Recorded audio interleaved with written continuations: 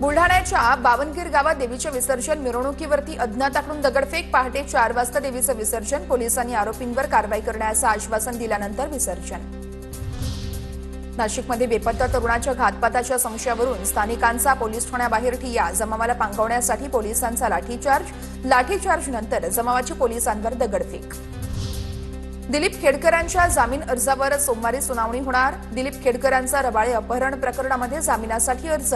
मनोरमा खेडकरांना रबाळे अपहरण प्रकरणामध्ये तात्पुरता जामीन। पनवेलमध्ये माजी आमदार विवेक पाटील यांची 100 एकर जमीन लिलावात। पोसरी परिसरातील 51 कोटींच्या जमिनीचा महसूल विभागाकडून लिलाव। तर कर्नाळा बँक घोटाळा प्रकरणी विवेक पाटील 4 वर्षांपासून तुरुंगात। भरत गोगावले आणि आदिती तटकरे पुन्हा एकदा एकाच मंचावर। शासकीय रायगड जिल्हा रोजगार मेळाव्यामध्ये दोन्ही मंत्र्यांची हजेरी। दोन्ही मंत्र्यांच्या हस्ते अनेक तरुणांना नोकरीच्या नियुक्तीपत्रांचं वाटप।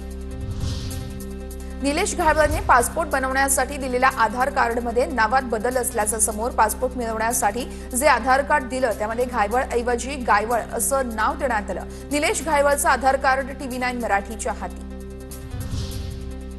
घाटकोपर होर्डिंग दुर्घटनेमध्ये IPS अधिकारी कैसर खालीद यांना आरोपी बनवण्यासाठी गुन्हे शाखेला सरकारच्या परवानगीची प्रतीक्षा।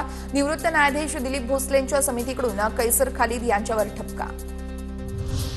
पुण्यातील नाना पेठेतील बेकायदा फ्लेक्स प्रकरणी अंधेकर विरोधात 2 गुन्हे। बंडू अंधेकरसह त्याच्या कुटुंबियांविरोधात समर्थ पोलीस ठाण्यात 2 वेगवेगळे गुन्हे दाखल।